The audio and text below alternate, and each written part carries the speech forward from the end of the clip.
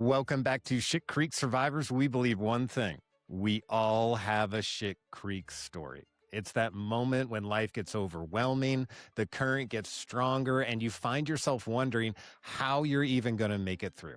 But every survivor finds a paddle. Sometimes it's faith, sometimes it's family, sometimes it's community, but more oftentimes it's learning from someone who's already faced the waters you're trying to survive. This week's Shit Creek story is about the hidden struggle millions of people face every day, the challenge of caregiving. Today, I'm joined by Debbie Compton, caregiver advocate, best-selling author, speaker, and founder of the Purple Vine. After leaving her corporate career to care for multiple loved ones through dementia journeys, Debbie experienced the exhaustion, the heartbreak, and the challenges that so many caregivers quietly carry. But through that journey, she found her paddles and turned her struggle into a mission to help others. This is Debbie's Shit Creek story. Debbie, thank you so much for being here on Shit Creek Survivors. If you would, introduce yourself to the audience. Thank you so much for having me. I'm glad to be here. I am happy anytime I get to share to offer people encouragement, particularly caregivers, because they need it so very Yeah. much. hmm So much. Yeah, we were So, talking about that before the show. I thought you were such a good fit to come on because a lot of times when you see someone get hurt or they're going through something, you really see the patient, but you don't understand that there's a care team around them that's helping them get through it. And I don't think those caretakers even get any recognition. And I've been guilty of it before too. My whole family circled around me and held me together the whole time and put their lives on hold like many caretakers do. We were talking about that, well, and it's so interesting that, we don't see these people, although they are essential and we are all going to need them at some point to help us in our lives. So yeah, it's exactly. important to acknowledge that these people are doing it. So thank you so much for coming on and giving words to that. Well, thank you. And I didn't start out to be a caregiver hmm like probably 98% of other caregivers. Yeah. That's not your game plan. I was in business. I worked for a large company and I was traveling coast to coast. hmm My plan was to retire with them and I had been there 15 years. So I was well on the way and life was great. I traveled typically Tuesday through Thursday and then would be home Monday and Friday. Home for me is Oklahoma. Okay, cool. And yeah, so I'm right in the center of the US and the team was nationwide. Okay. So my mom had vascular dementia, but she was really high functioning. And I did not know enough about the disease to realize what that meant to me. I had a plan in place. I'd fix her medications and things. I had a schedule so that she and dad would go to the daily living center 3 days a week. And that's where they Yeah. would come and pick them up, take them there, feed them lunch, bring them back home. So I thought, I got this handled. Everything's Yeah. fine. We're doing great. Yeah. But that is because I had a lack of education on the diseases. My dad then developed Parkinson's, Oh, and goodness. he also had macular degeneration. So things rapidly started going downhill. hmm And you adjust, and that's what you do as a caregiver. You keep adjusting to whatever new situation you're in and whatever new requirements that your person is going to need. Yeah. So I did that, but then, I was on one coast and dad accidentally took mom's pills. Dad had low blood pressure, mom had high blood pressure. So Oh. dad's nearly comatose. He's rushed to the hospital. I can't get there quickly because I'm on the coast. And hmm then I was on the other coast and my mom passed out at the daily living center and had to be rushed to the hospital. Again, I couldn't quickly get there. Yeah. So that causes you to start evaluating and start realizing that we're going to have to make a big adjustment here. So hmm we had the family talks and what are we going to do, that sort of thing. And I became a full time caregiver, which I don't regret at all. It hmm was a lot of adjustment because Yeah. I was a, I made good money, and then all of a sudden I made nothing. And so Yeah. that is a huge adjustment for you. Yeah. And my identity was also tied into my work, and that was Mhm. gone. Yeah. So now what I'm doing was so much harder than managing a team nationwide, taking care of my parents with 2 different forms of dementia, and, my dad's exceedingly stubborn, and so he did not wanna move out of his house, he would not move in with me. He wouldn't he wasn't gonna stay anywhere, he's gonna stay in his home, and that's it. Yeah. So, at least I had moved them a couple of years prior to where they were only a couple of miles from me. And so I would travel to their house multiple times a day, making Hmm. sure everything was okay and they had meals and all that. And then after a while, that got to where that's not doable anymore either. Right. And so, because they were starting to have more and more issues. Hmm. So I have a younger brother who had planned on moving back to Oklahoma. So we talked, and he and his wife ask dad if they could live in the guest room with mom and dad, Okay. because that while they built their house, because that totally changes the dynamic.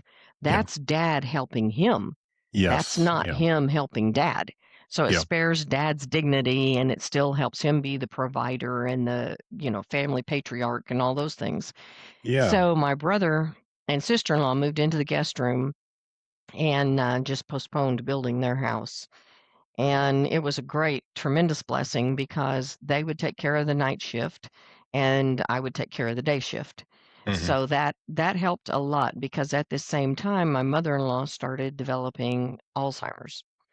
Goodness. And so she has 5 children, but apparently they had lives. And since I'm so good at caregiving, you know, Yeah. oh, I just the way we justify things just blows my mind sometimes. Yeah. So, but we went ahead and had her move in with us because I was spending every day on the phone just refereeing fights between her and her daughter because her daughter didn't understand the disease and could not accept the fact that when you have any form of dementia, the first thing that's attacked is the logic center of the brain. Hmm. So you can't rationalize with someone who has no logic anymore. Right. So you have to just let it go. And, the sky is purple. Yeah, isn't that nice? Look at those Yeah. little my mom told me one time, I was trying to get her in the house and it's freezing cold. We're on the porch and she won't go through the door. She's just keeps staring back and giggling. And so I'm like, "Mom, we need to get inside." And she said, "Well, look at those monkeys in the tree. They're so funny and they're so cute." So first off, we don't have a tree there. And and there's no monkeys in it for That's sure. And so that's a great way to put it. We don't have a trailer. I thought you were right, gonna say, right, obviously no monkeys, but we right. don't even have a No, tree. there's not even a tree. So you just have to smile, go with it, "Oh, yeah, they're really cute." And then Yeah. I thought, "You know what? It's freezing out here. I bet those monkeys are cold. Let's go inside and get them a coat so that they can wear." And so mom, it makes perfect sense. She's like, Hmm. "Okay, let's go inside." So once you go through the door, then she's forgotten and the monkeys are gone and we're inside the warm house. But that's what you do a lot as a caregiver is improvise. You got to learn Yeah. improv. You gotta be great at improv. You gotta be a great detective because you're Yeah. trying to figure out what on earth they're talking about Hmm. and if there's any logic in it. And so it's pretty challenging. So then I Yeah. had the 3 of them: mom with vascular dementia, dad with Parkinson's, and my mother-in-law with Alzheimer's. Wow. So, the creek was deep. Yeah. Yes. This is quite a shit creek right here. Yeah, it was hard. It was tough. With Alzheimer's, my mother-in-law had drastic mood swings, and so this sweet little precious woman who never said a bad word is suddenly cussing like a sailor and throwing things at me and hitting me. It's Wow. just bizarre, when I try to talk to her children about it, they think I'm nuts because mom would never do that. Right. She doesn't, and you're right. Mom wouldn't, but Alzheimer's will. Yeah. It's you gotta separate the person from the disease because the disease takes over, and she is a sweet and loving and kind person, but Alzheimer's causes her to do all these crazy things. That's a So really good way to put that. I've never heard it like that, but that does that give you almost like more of a sense of controllables and uncontrollables? It's like I can Yes. adapt to these situations, but I may not be able to force them to understand. So, wow, Yeah. that is, And you yeah, also that's, that way you don't develop resentment against that loved one because you uh, recognize it's not them, it's the yeah, disease. So, wow, yeah. when my mother-in-law told me, "I'd sell you, but nobody'd pay for you." And I just laughed and I'm like, "I'm sorry," you know? But Well, but you know what? She loved me. She would never say anything like that to me. right. We were very close. So you just let it go. Don't let it hurt your feelings. Don't be upset. Yeah. It's the disease. It's not them. Yeah. That's really important. That's It really is. important. Because I imagine, you're seeing this person that you know a certain way, acting different, almost, Mhm. coming towards you, acting aggressive towards you, Oh, who's yeah. only trying to help. I Right. think the temptation a lot of times for caregivers or family members is like, this is over my head. I'm not going to do this, Right. Right. until someone has to step in and actually learn how it works, how to work with a Mhm. patient, how to work with the disease, and how to remember the person who, is in there as well. Right. Right. That's I spent a lot of time researching, interviewing doctors and nurses because the really sad thing is that people will be handed a dementia diagnosis mhm, and then just, there's no cure. It's going to kill them in the end. It's going to steadily get worse. Okay, so I'll see you in a month. And and the people are like, "What? What are you talking yeah, about? Give me some help." yeah, And that's where I come in because my story changed when my dad had already passed away and my mother-in-law was passing in our guest room here at the house, and I had hospice come in much later than I should have because I just didn't know any better. right, And when they came in, they saw the bed alert system that my husband and I created. They saw the door safety system. They saw all these things.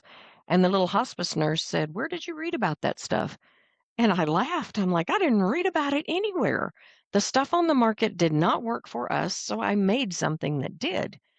And she said the words that changed the trajectory of my life because she said, "Other caregivers need to know about this. This would really help them." yeah, And I was just floored because I thought everybody else has it figured out. I'm the only one over here flailing. Everybody else right, knows what they're doing. It's just me. I'm not doing something right. I don't know enough. Maybe I said something I shouldn't have.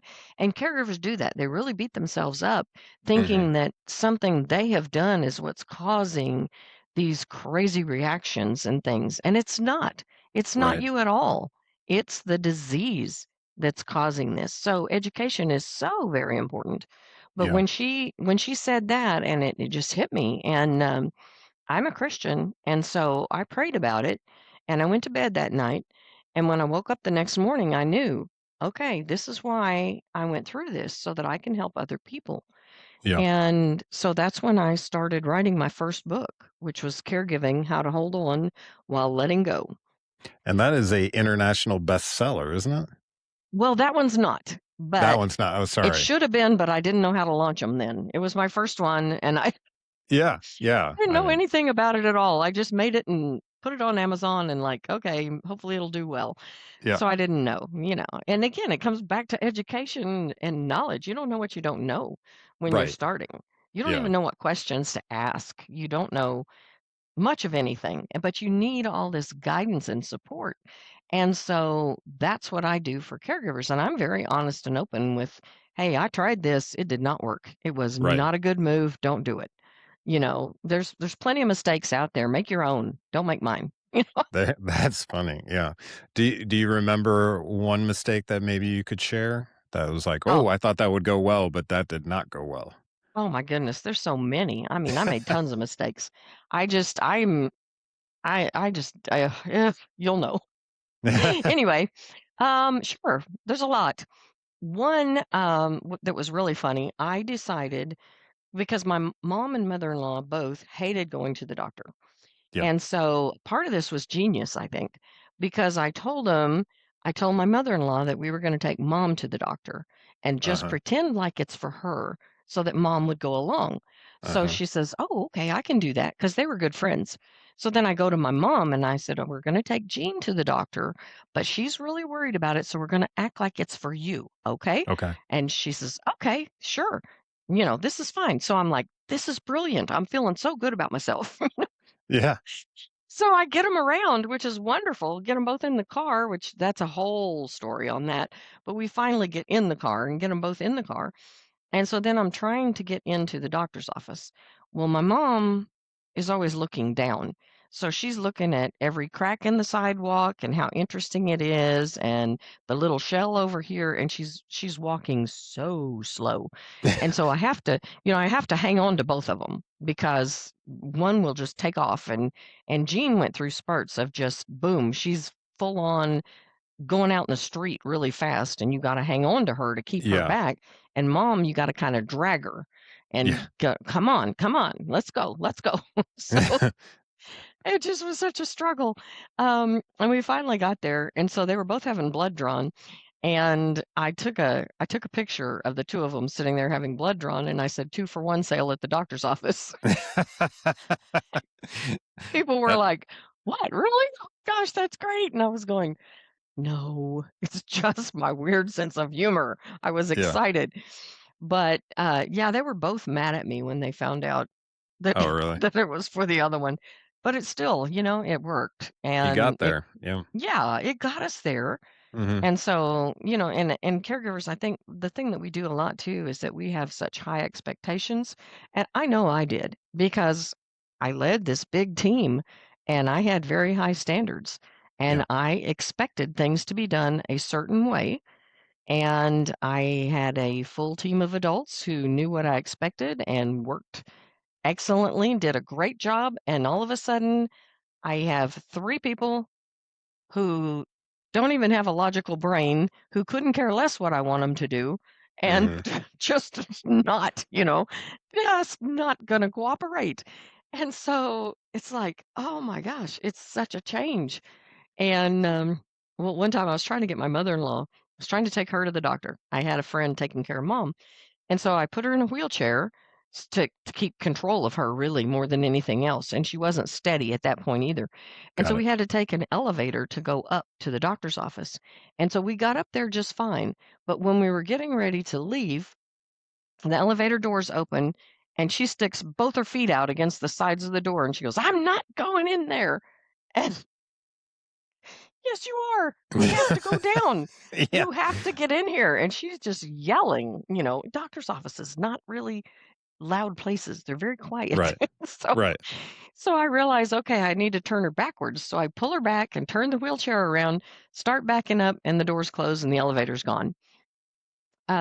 So, push the button, wait again. The elevator comes back again, and I'm like, okay, here we go. I got her backwards. We got to go in here into this elevator so that we can get down. It's gonna be fine. And both of her arms go out to the side, and she grabs a hold of the door. No, just like at that point, the kindness is pretty much gone, and I'm like, let go of the door. Yeah. Yeah. We have to go. Those are good examples for sure. Yeah. Oh. That's really funny. Yeah, I wanna speak for all the patients out there. I was, we talked about it a little bit earlier, but when you're going through it and you're like the patient and you're just kind of lost in the situation, um, you're very cautious about who's coming around you, or at least I was, or at least who I'm taking advice from, right? Because I'm Mm-hmm. pretty stubborn. I want to be in control, all this kinds of stuff. Mm-hmm. And unfortunately, a lot of caregivers, I believe, and we kind of talked about this earlier, end up being bitten by the patient or struck out at or whatever it may be attacked. The caregivers get it more than anyone. More Yes. than the doctors, more than the Yes. nurses, more than it's the caregivers, and the caregivers are literally the people trying to feed them, Right. but Right. they're also the closest, and if that person who's the patient is in a bad mood or feels venomous and needs to strike, they'll strike at the person who's trying to feed them. And it Exactly. seems and it seems very unfair. It does. Oh, yeah. It seems unfair, and I know a lot of caregivers say, they would do it for me or, I hope somebody would do it for me or something like that, but it's Mhm. tough when someone is actively fighting you as you're trying to help them. I mean, it is It tough is. It to is hang in very there hard. mentally, Yeah. and, the what we hear a lot about is, caretaker burnout, where it's they get to a limit and they're like, "I don't know if I can continue this." Do you Right. find a lot of people coming to you in those moments? Like, "I am just overwhelmed. I don't know what to Yes. do." Eh, Yes. how do Absolutely. and how Absolutely, would you because people feel like, you feel like you're all alone and there's no help available, but that's not true. There is help available, and there are good. programs. It's different for each state, Mhm, but there are programs available. There's respite care available. Many times it's free of charge. So you don't have to worry about paying for it either. You can get help. Even awesome. if even if you didn't want to do any of that, I help caregivers find ways of getting help, which is what I had to do Yeah, because I couldn't get help from family. They were all working and had things going on. The ones that weren't working had kids and had things to do and whatever. But I realized one day that at my church, I had some little ladies that were sweet and kind, still cognitively aware, but they didn't drive anymore, mhm. and it clicked and I put 2 and 2 together, and so I called one up and I said, "Hey, would you like to come watch a movie with mom and my mother-in-law?" And she says, "Well, I would, but I don't drive." And I said, "That's fine. We'll come get you." And so I loaded my 2 ladies up. We drove over, picked up the other lady, and took them back to the house. I sat all 3 of them down on the couch, give them each their glass of iced tea, start the movie, and I have an hour and a half to do whatever I wanna do Yeah, which is right there. important. Yeah, Yes, because yes, it's like a vacation. I think, like, at first off, I've never been a caretaker the way that you've been a caretaker, so I think my ignorance is like, "Oh, I think I could probably do it." What is it? It can't be that hard. I'm gonna feed someone, Uh, I'm gonna put them in bed, I'm just gonna make sure they're okay. It's yeah, beyond that. It's it's actually taking way beyond that. control of their life and being like, "No, you're not." It's more about saying no than it is Yes. yes, and trying to Yeah. get this person to stay safe and manageable, and even an hour and a half is a blessing, I would Oh, it guess, is. It's because a huge blessing. I mean, yeah, 5 minutes is a blessing. And yeah, so when you get an hour and a half, it's like a vacation. It's yeah, fantastic. It was the best mhm, thing in the world. And the thing about it too, it helped that little lady because it made her feel useful and necessary again. She was mm, helping me. She was providing me a service. So it helped me, it helped her, it helped my mom and my mother-in-law because they had a new person to talk to who yeah, was closer to their age and they just thought they were having a party. So they loved it. So, wow. it was fantastic. It's a great thing to do. You keep mentioning that, like, ways to empower the Mhm. patient rather than limit the patient, the Yes. how you can kind of put them in the scenario, which is Mhm. amazing because I maybe one of the things that would be most heartbreaking, I would assume, is if a person were to start feeling kinda like they're not contributing or Right. they don't have a lot of Useless. feel worth, yeah, so putting that back on them is amazing, and they're helping. That's Mhm. such a good idea. I mean, that's Oh, magic right there. it is. It is. It helps so much. And the problem is you need to be creative when you're a caregiver. But when you're a caregiver, you are stressed out. Yeah. When you're stressed, you're wearing your shoulders like earrings, you're drawn up, and Yeah, so you're tense, all your muscles are tight. So you're yeah, limiting the oxygen supply to the brain, but you need the oxygen supply to be able to come up with a creative solution. And yeah, so that's where you run into so much trouble. So that's why it works well for caregivers. I tell them, call me, let's have a Zoom chat. I love Zoom chats because I can talk to anybody anywhere. yep, Also because they don't have to get their loved one out and they don't have to go mhm, through all that. I know what a hassle that is. Been yeah, there, done that. It's a yeah, nightmare just to try to go to an appointment. yeah, And so I don't wanna add to their stress, I wanna lower it. So man, schedule a time when your loved one usually takes a nap, when somebody's over having lunch with them, or whatever the case may be, because I'm not stressed about your situation. I can help you find solutions. And yeah, since I've been through it 3 times as a primary caregiver and 2 other times as a backup caregiver. I've had a lot of experience in it, and I've seen a lot of things, and then since getting turning my business and starting my business, which I'm kinda sidetracking here because I realized I forgot even that part of it. Um, so after I wrote my first book, that's when I formed my company, The Purple Vine, Okay. and purple is the color for Alzheimer's, Yep. vine because I'm a gardener, and dementia is not linear. It twists and curves and goes back on itself and changes direction like a vine. Okay. And also because John 15:5 in the Bible says, I am the vine, you are the branches. He that Hmm. abideth in me bears much fruit. Apart from me, you can do nothing. And I fully believe that because I would not have survived caregiving if it weren't for God. Yeah. It was just way too hard, way too Hmm. difficult. So the Purple Vine has blog posts on it. There's a lot of blog information to help people. It has all the books that I've written and stuff and resources that are available. It has free Awesome. gifts and things for caregivers. I do an email list that goes out one time a week because caregivers don't have time to read an email every day. Right. And I know that. Hmm. And so I don't do this long, fluffy email either. I cut to the chase and say, hey, we've learned this. We know this helps. We know that helps. Try this. And so I give them actionable information that they can use Yeah. to make their life safer, easier, better, whatever the case may be, Yeah. and just to really reduce their stress, because that's what I'm all about. Yeah. Stress is damaging and it's horrible. And too many caregivers, particularly dementia caregivers, are dying before the person they're caring for because Really? of stress. Yes, it's horrible. The That is. statistic is insane. It's like 62% are dying before the person they're caring for if it's dementia.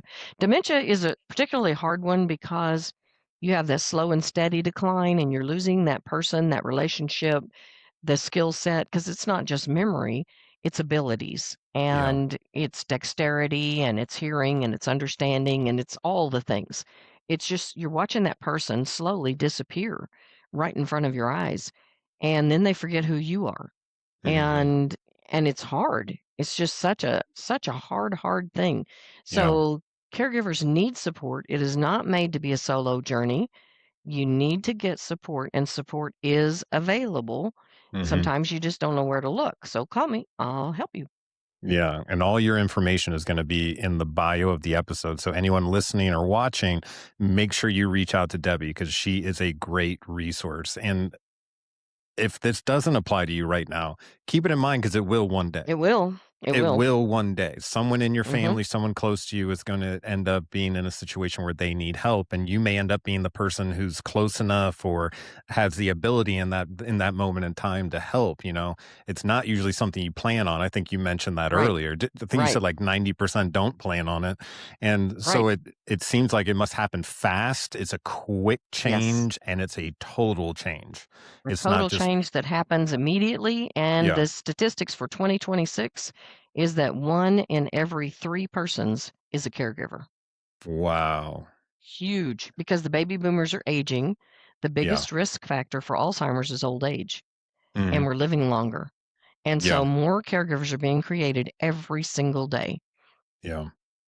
Yeah. And And so that's why, I have 2 books, The Caregiver's Advocate, mhm. volumes 1 and 2 are out right now. Those are the international bestsellers.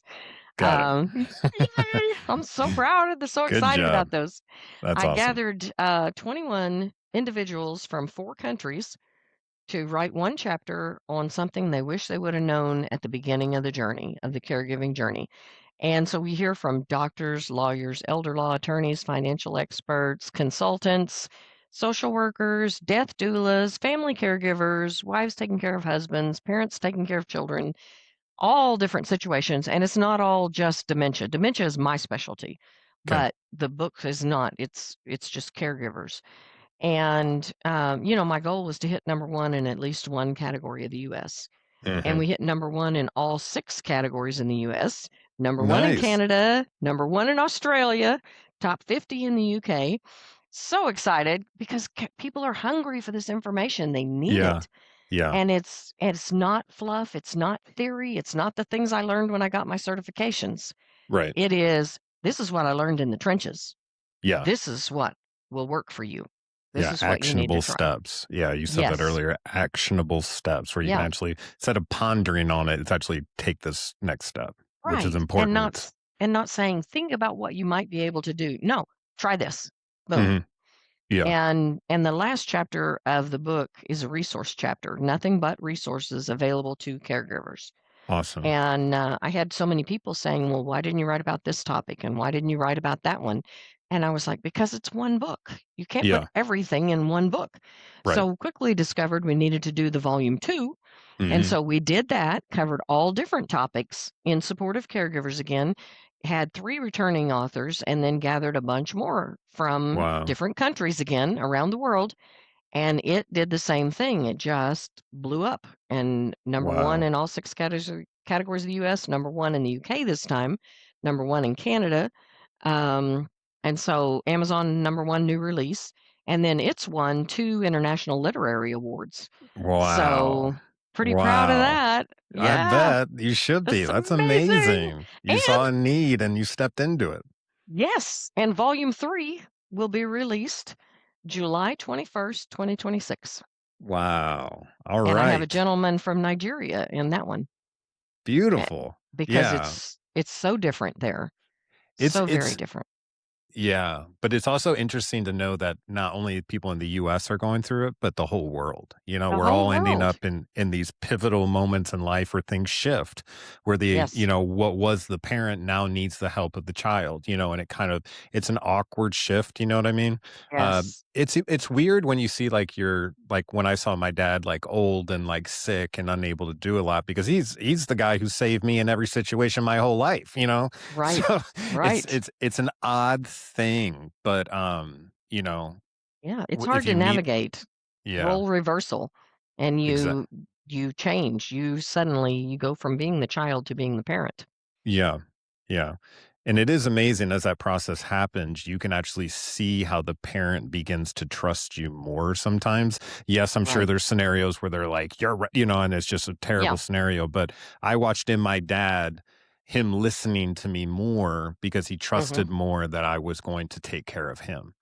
Right. Just like bits, Yep. and that would just be like a doctor's visit, a hospital quick visit, just something small. Or Mhm. yeah, the idea of him not wanting to go and just explaining how like it was important and we need to do this, which is a total reversal, when it comes to a parent to a child, to a child to a Mhm. parent. Or at least it was for me. But Right. eventually there is somewhat of a shift and I could feel it where he was allowing me to do more. Mhm. If that makes sense. I think he had Yeah, decided. absolutely. My Yeah. parents did that as well, and, with mom and my mother-in-law, it was so funny because, I was doing everything for them and helping them do everything and have active lives. It took them both to get their hair cut at the same time, and, that was fun too. That's a day. I know. It's like, I don't drink, maybe I should start. I don't know. No, It was that's wild, but we had a lot of fun, but I would be they would either love me or hate me. yeah. And so Yeah. when one would get mad at me, the other one generally would too, and I'm just like, "Oh boy, okay." Yeah. But distraction is works wonders Yeah. because that's you know, I learned to take advantage of the fact that they had no real memory. Yeah. Yeah. So they're completely mad and ticked off. Go out of the room. Give them some space, go out of the room, come back in with some candy or jello or something that they like, and it's all brand new again and you're okay again. Yeah. So I'm like, "Okay, good." I will say from a patient standpoint, when I was at my worst was when I was panicking. Yeah. When I was the most scared is when I was at my worst, when I didn't understand what was going on. People were making decisions for me. I don't want to do these things. Why am I having to do them? I don't understand them. What's going on? And you just become kind of like a handful to deal with Right. in those scenarios. And it's tough. So it takes a lot of Right. patience, a lot of Yeah. grace. You must Mhm. have a very, very loving heart. You must look for, we try to coach people to, instead of going out and look for the things that are wrong with the world, try to look for the things that are going right. Although there's Oh, less of yes. them, it appears initially at first, it changes your day, you know, and it changes your mindset because 'cause you're able to see the beauty compared to just focused on the darkness. Is it so Exactly. that's kind of it sounds like that's what you're saying too. It's like you Mhm.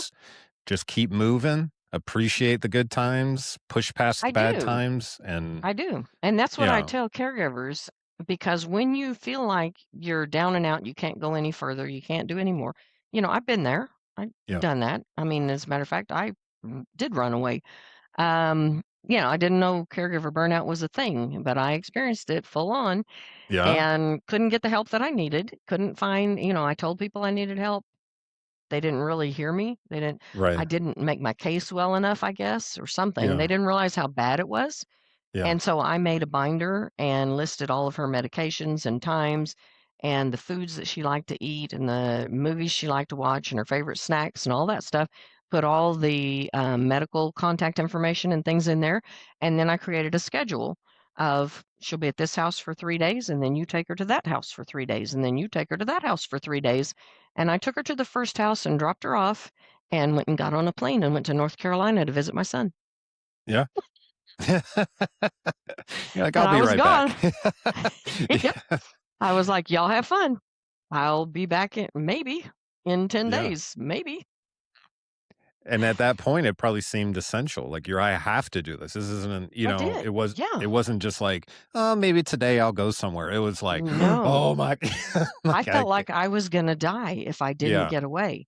yeah, I was the end of my rope, emotionally, physically, everything. Spiritually, I was just down and out. I had given everything because she yeah. was up all through the night and my mom was up all through the day. When are you Mm, supposed to sleep? right. You can't get any rest. And if you can't get any rest, things just get worse. And then Yeah. you do start focusing on all the negative. Mhm, And so that's where I coach caregivers now to write down 3 things every day that you're thankful for, or mhm. 3 things that something funny that happened. And I really try to get them to see the funny in it, see the humor in it, Yeah. laugh about it. Because if Mhm. you can laugh about it, laughter's a great stress reducer as well. Oh, yeah. And, I was getting mom and Jean ready. I took them both to get eye doctor appointments this time. So I just don't learn. I don't. I was about to say, well, that's such a great comment. I just don't learn. I know. Oh, well, it's still, I'm thinking efficiency saves time, take them both. Oh my goodness. So I get mom fully dressed and she was in the bathroom, got her fully dressed in there. I go out and get my mother-in-law and I get her dressed and we come out of the bedroom and my mom's in her pajamas again. And I'm like, what happened? But I had forgotten to take the pajamas out of the bathroom. And so she Uh, doesn't know she has dementia. She's in the right, bathroom, she looks around, she sees her pajamas. Oh, it must be time to put on the pajamas. So she changed back into her pajamas.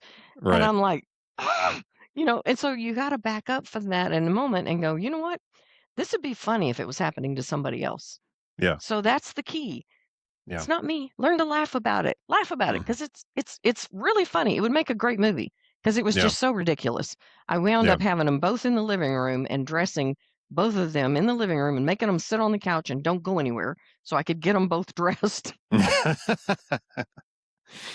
And what Oh, I've found is it's really funny that, like, if you take that moment and you're like, "This is actually pretty funny," mhm. um, yeah, definitely it takes the gas out of the situation and you're just like, "Okay, whatever." But then Yeah. I've actually found myself as my spiritual, like, growth has continued, I've started to realize that God is actually pretty funny. Oh, And hilarious. it's and he's part of all this, and it's just like Yes. it's really funny. It's, like, drawn me closer to him. I'm like, "You're pretty funny. You're pretty funny. I needed that." And if you start There, seeing those things, you're like, "Oh, wow." And then you feel how like you're less alone. Yeah. exactly. How funny is it? You take somebody who's highly organized, got teams running efficiently, effectively, likes everything on time and all just snapping according to be, and then you got chaos. Yeah. Yeah. That'll Yeah. stretch you. That's funny. I guess you had a lesson you needed to learn or something like that. Yeah. Sometimes people say that, it turns out I need It to learn this lesson, and I thought I was the learning lesson this lesson, but I yeah, was going over here. the And now lesson you're was helping let people go do of it. yeah, and the lesson is let go of perfectionism and Yeah. trust God because he's in control. Amen. You Amen. don't go through things for an accident. Things don't happen on accident. I went through that so that I can empathize with other caregivers and Yeah. I can relate to them. And generally, I've had a deeper creek than they are in because they Mhm. usually are dealing with one at a time, and I had three. Right. And so, it gives me a certain amount of credibility Yeah. to say, "Hey, you know what? I survived this. You can too. Yeah. Let me teach you what I learned." I can cut your learning curve by years because my mother-in-law had Alzheimer's for about 7.5 years, Mhm. and my dad had Parkinson's for about 8 years. My mother, who was the very first one to be diagnosed, was also the very last one to pass away, and she had vascular dementia for 21 years. Wow. Whoa. Yeah, I didn't know that could happen. I thought it was like a shorter span, but wow, I most didn't know people that. do. Yep. That's why when Oof. people come up to me and say, "Well, I have a diagnosis, how long can I expect to live?" Well, I don't know. How long did you expect to live before? I Right. mean, Yeah. only God knows that. Doctors Yeah. don't know. People don't know. Right. That's 21 so years. true. And she was very happy. She just was a happy little camper. And she loved everybody, and, I think that was part of it too that was such a blessing because my mother-in-law was upset, she knew things were wrong, she knew she couldn't remember things, it bothered her, it stressed her out, stress makes the disease progress faster. My Oh, dad knew that he could not add numbers like he used to, he knew he wasn't remembering things like he used to, it stressed him out, he also went faster. My mom she didn't even realize she had dementia and she couldn't remember anything. So really? she's just like, "Dee, dee, dee," you know? Yeah, what a blessing. What a Yeah, blessing. I've actually thought about that because I've reflected on how I was at a patient and you feel a lot of shame about it because you realize when yeah, you're healthy and you look back, you're like, these people were trying to help me. They actually were right, the only people trying to help me. If not for, right. you know what I mean? So there's a lot of shame on the patient side when you come out of that. Um, yeah. Yeah, it's pretty unbelievable that a person would put their life on hold to help you. It's Mhm, hard to and understand that. Um, that's love. yeah, You don't do it if you don't love someone, you're not gonna do it. You're not gonna make that sacrifice and step into that, and, all love comes from God, and then we just reflect what He gives to us. yeah, And I remember a particular time, because again, I just didn't know any better. My mother-in-law was just, having accidents in the bathroom 3 or 4 mhm. times a day. And here's a tip for caregivers. If you have a white toilet seat, a white toilet, and a white floor, they can't see anything. You need to have a brightly colored toilet seat if you R want them to hit it. Really? I didn't know Yes. that. That's Yeah, I such didn't a good either. tip. Yeah, yeah, I learned that one in my training because I just Yeah, couldn't figure out why she kept doing this. So, I'm on my hands and knees scrubbing the bathroom floor for the third time that day and then just crying, tears rolling. I'm thinking, I can't do this. I'm not made for this. How did it come to this? I just need to get out of here. I need to run away. And then I remembered the scripture. Greater is he that is in me than he that is in the world. mhm, And I remembered I can do all things, even scrub this bathroom floor 3 times through Christ who gives me strength. yeah, And so, his mercies are new every morning. Great is thy faithfulness. And what that means is you start every day fresh. Don't do a carryover. Caregivers, when the day is over, the day is done. Don't rehash it. Don't do, I wish I woulda, I coulda, I shoulda. Don't should all over yourself. Don't do mhm, that. yeah, Just, it's over. It's past. Do better next time. yeah, Try to improve from where you were at, but start each day fresh yeah, because they will. Your loved one will. yeah, They that's a don't good remember. point. Yeah, yeah, that's a really good point. Do what they're doing. Start Yeah, just fresh. forget about it. Yep, start fresh. Forget about it. That's beautiful.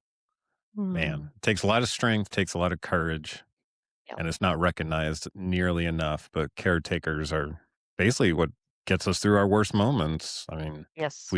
we we didn't have caretakers, whether we were young and had a broken leg or old and have dementia, you need someone there for help. We want to believe that we can do everything on our own until But we we run can't. into that day and it's like, oh Yes. no, Yeah.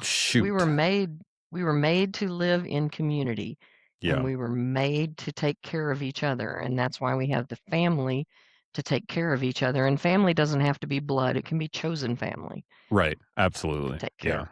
Mhm. for sure. Yeah, it does not have to be your mom or dad. They're your Mm-mm. family because they are close to you. They don't have to Mhm. qualify with blood. Right.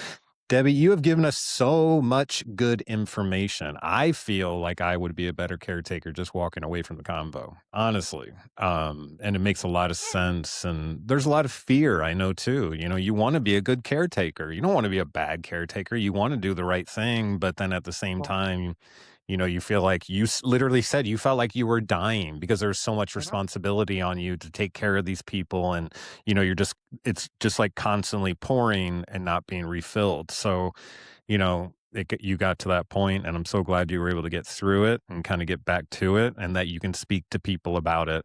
Again, all of Debbie's information is going to be in the bio. So anyone who's struggling as a caretaker, maybe even you have a friend you're watching struggle through this, being a caretaker, reach out on their behalf, see what Debbie can do for you. Definitely check out her books, especially that last chapter that's got the resources for people to use, and that's amazing.